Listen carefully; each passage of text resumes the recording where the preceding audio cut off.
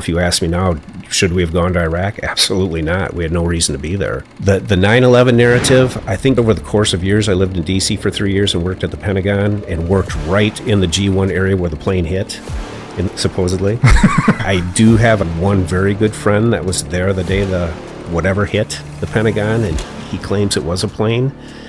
I think just over the course of probably the last 10 years maybe, I've just seen and read, and by working at the Pentagon and saw where the plane hit or whatever hit it, the angle of the hole in the building, and then you start to hear things about what happened with the Twin Towers and fuel burning steel and the conspiracy theory about the explosives.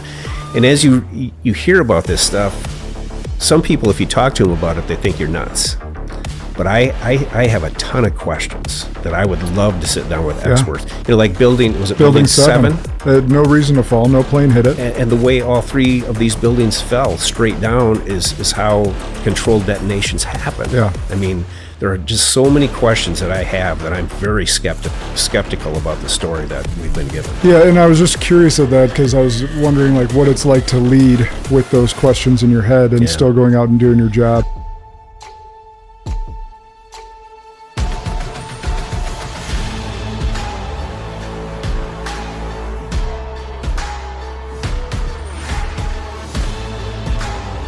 This is Sparta!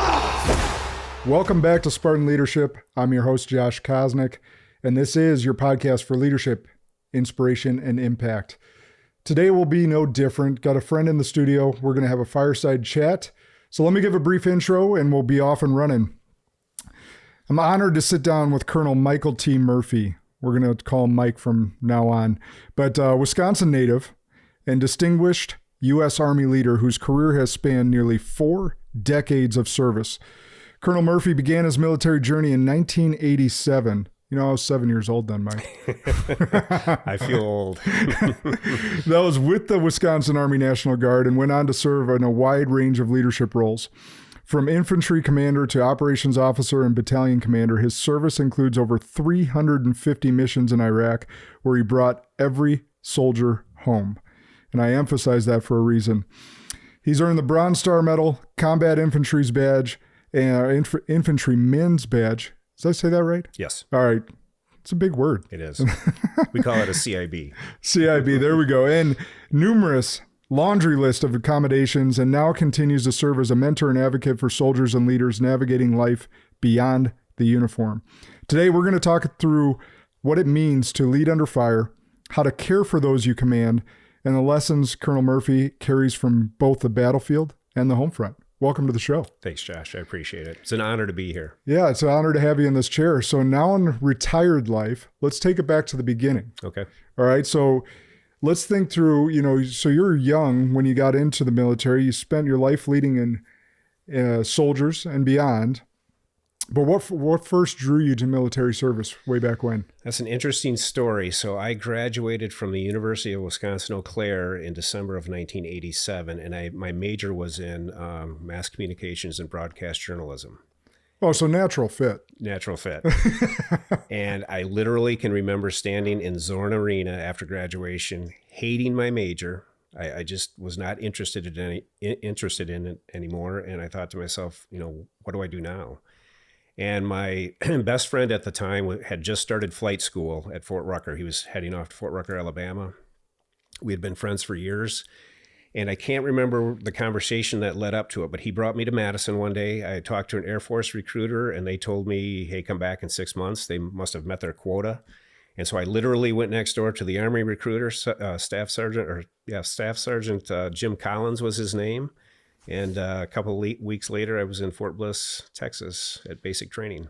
So I'd always had an interest in the military, but I think it was my brother-in-law at the time that got me, pushed me that extra step to have me enlist. And it was the best decision I ever made in my life. Yeah, I was going to say, a lot of times it comes from family. Either parents served or whatever it may be. Right. So I was the first to go to college out of my family, first and only to join the military out of my family. So I think what inspired me, though, was my best friend at the time, like I said, and his father was a colonel at the time. And I saw them, was around them quite a bit. And I think somehow that inspired me to give the military a shot. And like I said, it was the best decision I ever made. It's interesting. So how many years served then? I was just shy of 32. Okay. So about 32 years. Yep. A lot changes over that time. Yeah. What did you believe about leadership then versus what you learned about it over 32 years and now? Yeah, where it really changed was after 9/11. Before 9/11, I belonged to the Wisconsin Army National Guard, and, our drill weekends were basically, learning how to shoot your weapons, some squad, platoon and company level training, civil disturbance training, that type of stuff. And I can remember telling my wife, you never have to worry about me going to war, because if I go to war, it'll be after the Army band. It's never going to happen. Just at that time, the National Guard was never called upon. Well, then 9/11 hits and everything changed. And I can literally remember watching friends deploy overseas, and I'm sure we'll get to that part of my story, but I just felt I had to do more. And so the leadership prior to 9/11 was very, I hate to say that National Guard, I guess what people thought of the Guard, drinking, goofing around, nothing real serious, which it wasn't. We trained, but after 9/11, it shifted to 100% focused on war and protecting the homeland and going off and serving your country. So a huge mind change after 9/11.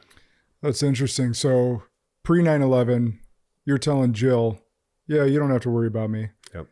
And then post 9/11, Yeah. you might have to worry about me. Yeah. And what rank were you right around that 2001 time? 2001, I would have been a major. Okay. Yeah. And so you're thinking through this, you have the potential of going, what was it like to be first called to go overseas? Well, what happened is I was on orders working what's called a rear det assignment. So this unit had deployed to Iraq. I was called upon to manage the full-time staff in the armories, the equipment, the soldiers that were left behind that didn't deploy. And so I was at Volk Field and watching these units come and go to Iraq. And my boss at the time mentioned about Echo Troop 105th Cav he was hearing rumors that they may be called upon to go to Iraq. And I got to thinking, maybe that's my chance to go.